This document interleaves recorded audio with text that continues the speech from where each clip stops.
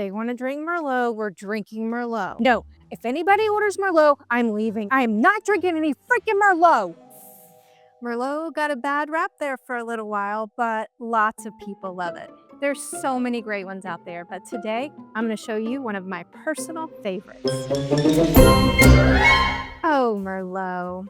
It's an older and one of the most approachable wine varietals dating back to the 1800s in France.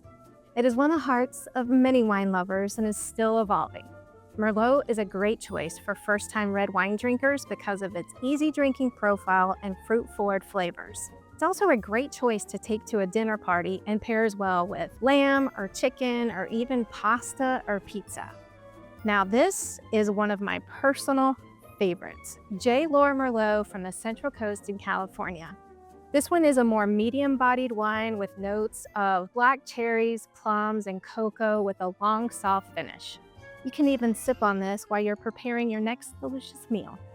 And just remember, a great bottle of wine can be easy to find, and you can find this at Whole Foods or your local grocery store wine shop for around $16. So the next time one of your friends want to have a glass of Merlot, have the freaking Merlot. It's delicious.